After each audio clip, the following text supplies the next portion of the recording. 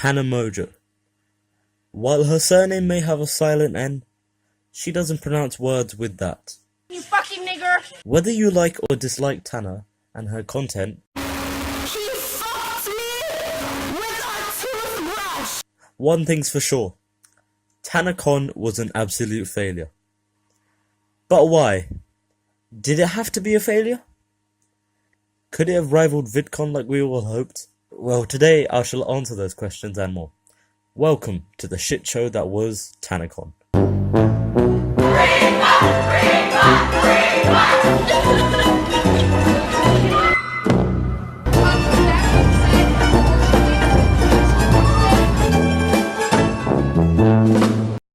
Tanacon was originally advertised as a free alternative to VidCon. Held at the Marriott right across the street from VidCon, it was designed to be all-inclusive unlike VidCon. VidCon, apparently, treated Tana like shit, so she decided to take matters into her own hands. 80+ creators were confirmed, including Shane Dawson, who hasn't attended any convention in years, so many people were extremely excited. Tickets were sold that included exclusive gift bags, meet and greets, exclusive content and personalized messages from your favorite creators. Tanacon truly sounded like the VidCon killer. But of course, it didn't go as planned. On the Friday, an estimated number of 20,000 people showed up, with 5,000 people having bought tickets and the rest coming for free. They all showed up at 6 AM, which was when it was originally planned to start, but it ended up starting around 8. And even when it started, only a select few actually got in. And they weren't even all VIP. Most of the 20,000 people were standing in the hot blistering sun for 6 hours with no water and no shade. People were getting nauseous and even a few fainted. But when you made it inside, you realized the hours you spent waiting in line were wasted. The largest room in the Marriott can only contain 1,800 guests. So it was packed to the brim with people squashed up against each other, walking in a single file line, thus Tana Hallway was born. There was also a merch booth selling $200 shirts, and whilst people were waiting for the panel that they were promised, they were told they had to leave because the room was just too small. People ended up just sitting in the hallways doing nothing, and people from VidCon could just show their passes and be let in. That's how appalling the security was. So I've just gotten into Tanacon by flashing my VidCon badge, and someone literally went, "That's for VidCon," and they went, doesn't matter. And then people started getting kicked out. Due to it apparently being a health and safety hazard, people got kicked out of an event that they paid for. So the event got cancelled. Tana and Bella Thorne went outside to control the crowd. They said they were going to organise it for another day and have more staff and a bigger venue. But that never happened. And so Tanacon came to a close. So what happened behind the scenes that made it a failure? It all comes down to the company Good Times. Good Times is apparently linked to scams. If you go onto the official Good Time websites to buy tickets for Tanacon, Chrome states that it is not secure. This is not what you want to hear when you're about to enter your credit card details into that very site. Most websites support PayPal, a safe, secure method of payment. But not Good Times. Credit card only. And internet cookies. We all know about internet cookies. We all get the annoying pop-up at the bottom of the page whenever we go on a website. But what is it? An internet cookie tracks and saves your data from websites, like passwords and credit card details. When you go on a website, they will ask you if they can use cookies, because legally they have to. It is illegal to make the user have to use cookies. You should at least have the option to not use it. Guess what Good Times did? They made the user have to use cookies, which stores your credit card information. And to add on to this, they didn't use regular cookies which had a default set of rules. Nope, they used their own version which could possibly steal your credit card information. But who knows? The owner of Good Times, Michael Waste, has also been accused of sexual harassment and hacking, showing he has a clear understanding of how computers work. Good Times is a 2-year-old company who tried to plan a huge event within a month, which is just impossible. And now for the refunds.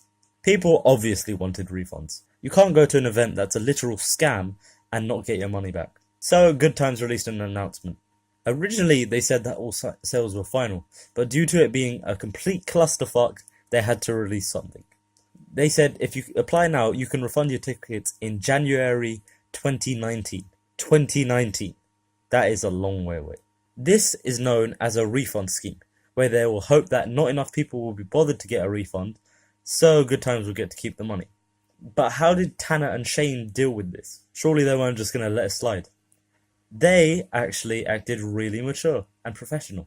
Tana took most of the blame when it was mostly Good Times' fault, and even said that she will personally refund people using her own money. And Shane has acted professionally and said that people will get refunds and he will not stop till they do. But that doesn't even cover the cost that some people paid. Some people paid up to $1,000 on flights and hotels just to see Shane. Shane comes to conventions every once in a blue moon, so people paid through the nose to see him. But I'll pose to you this question. What if only 5,000 people showed up instead of 20,000? If you look at the footage, you'll find no people with free passes, and definitely not 20,000 people. Even the police confirmed there was only 4,000 to 5,000 people max. And now, watch this clip. But what is capacity? The hotel told me 1,200, but obviously In like the main ballroom. I have it set at 5,200 right now. I love that for us. So I feel like 5,200 is a good number. It would be really, really cool to have people like outside waiting to get in. Like people love to be oppressed outside. Yeah. They're just like, I waited in the rain. Like they love that shit. I love that shit. They knew the hotel could only keep 1,000 people, yet they still sold 5,000 tickets with the intention that people will stand in the burning sun for hours. And the gift bags. It resembles the atrocity of the Zoella Advent Calendar. Includes stuff you could get at the dollar store, like faulty condoms and a packet of stickers. Right after the convention, Michael left California, so he wouldn't have to deal with the mess he caused. So Tana had to deal with it.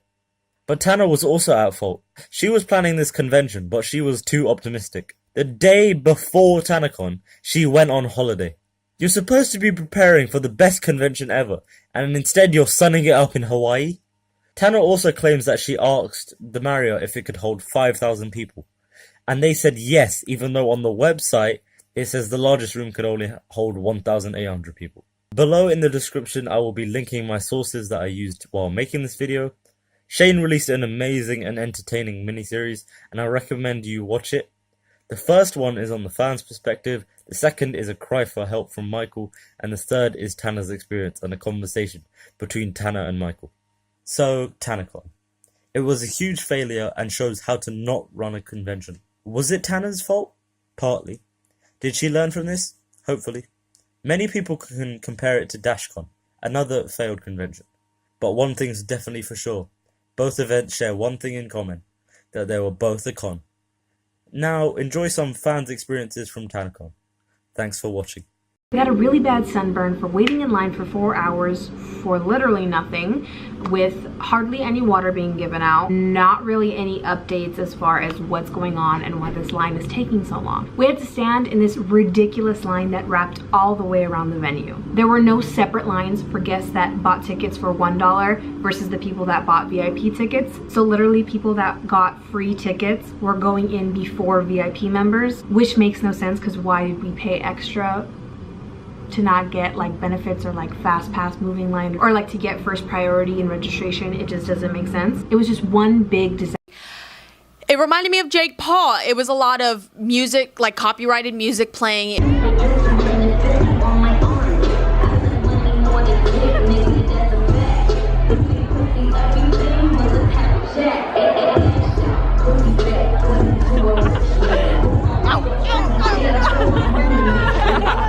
It was a very weirdly crowded but uncrowded ballroom. Got him calling non-stop cause he don't wanna miss this. I said don't panic, keep the faith, nigga, bitch. If you know your pussy want the bitch. There was merch.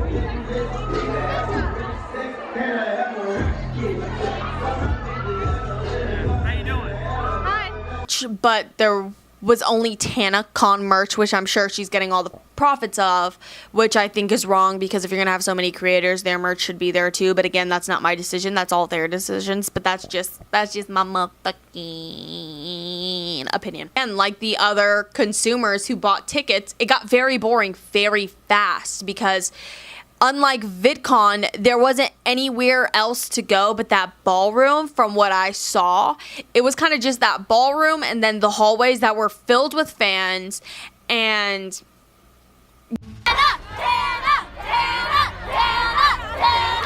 were standing there, Bella Thorne tweeted, she said, Tana and I are coming Outside. and that's when people started to scream again and started running towards the gated area. So basically everyone was waiting for Tana and Bella to come out. So I will insert a clip. You could see me. I was in Adam22's vlog and you'll just see.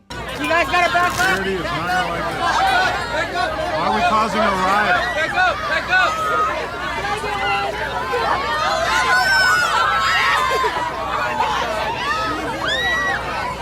Where's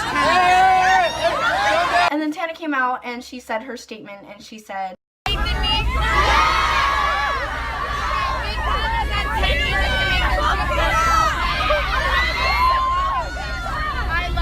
and after she said her statement, the security guard was like, okay, you need to go.